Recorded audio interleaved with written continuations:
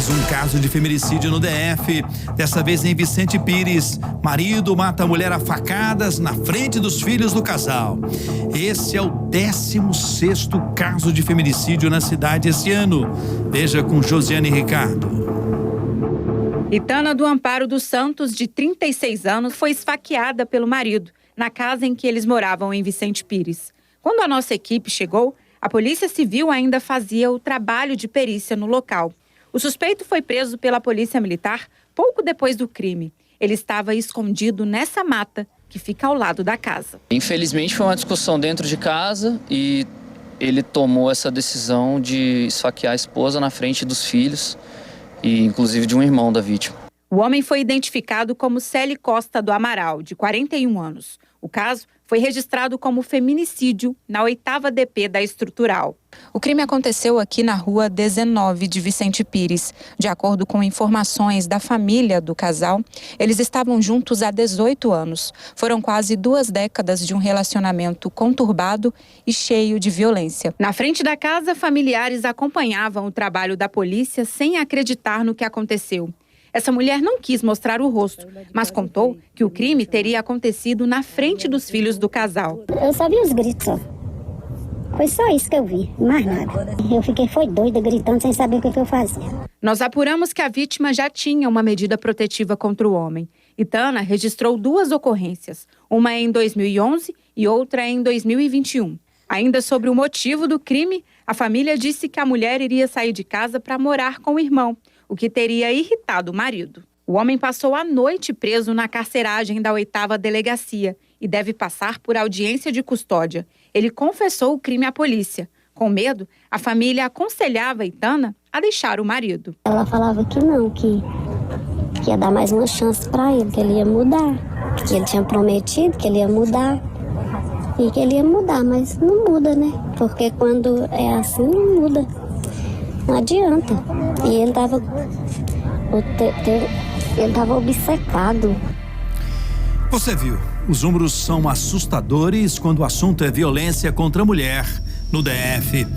Veja essa comparação. No ano passado inteiro, tivemos 17 casos de feminicídio na cidade.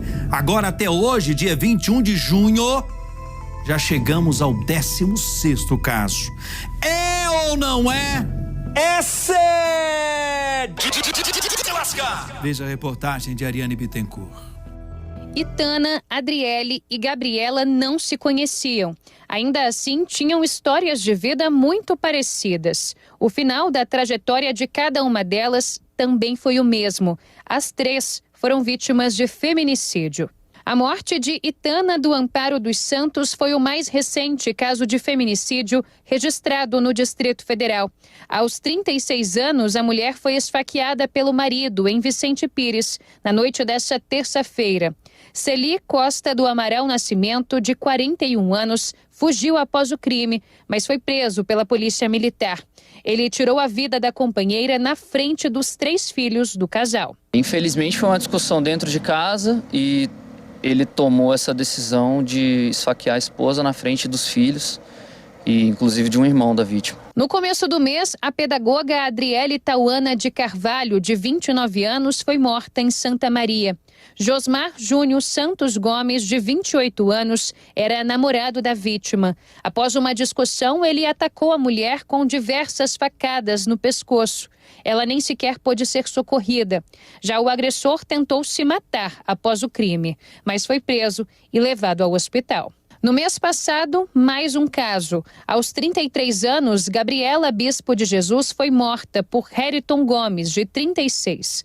Depois de tirar a vida da companheira, o criminoso fugiu com o filho do casal, uma criança de 3 anos de idade. Dias depois, ele se entregou à polícia e acabou preso.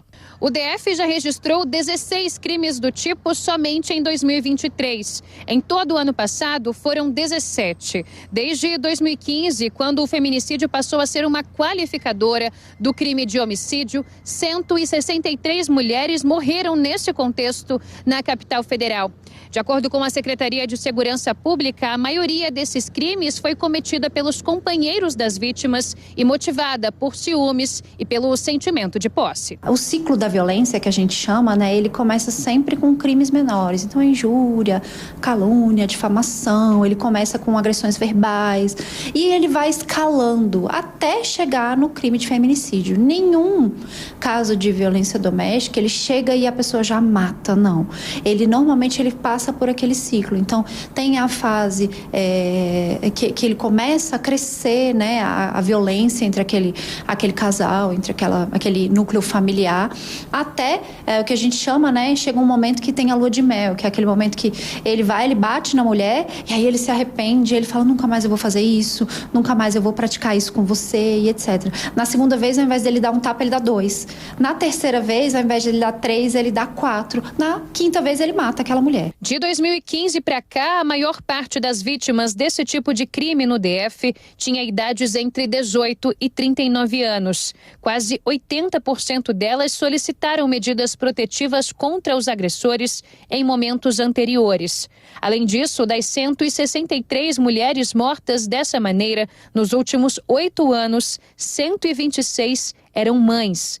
A estimativa é de que mais de 300 crianças e jovens tenham se tornado órfãos por causa do feminicídio. Pós-pandemia, a gente teve um agravamento, né, das situações de violência doméstica de forma substancial, né? Estudos dizem que a gente teve mais de 100% de situações de violência, de aumento nas situações de violência familiar. Isso ocorre porque essas mulheres, elas estavam confinadas com seus agressores. A partir do momento que a questão da pandemia foi arrefecendo e foi se diminuindo, muitas dessas mulheres criaram forças e tiveram oportunidades, né, e redes de apoio que fizeram com que ela conseguisse sair dessa situação de violência. A partir do momento que ela consegue ter forças para sair, né, esse homem, esse agressor, ele se vê não só mais no momento de fazer ameaças, e sim de praticar aquele crime mesmo. Quanto aos agressores, a maioria deles fazia uso de drogas e possuía antecedentes criminais. 85% dos criminosos tinham uma relação íntima de afeto com as vítimas antes dos crimes, que aconteceram em grande parte nas casas dessas famílias. Uma variável que é bastante comum em termos de perfil do autor dessa violência doméstica. Geralmente, o agressor, ele tem um sentimento de posse, né, um sentimento de propriedade em relação à mulher, que é muito, muito característico. Então,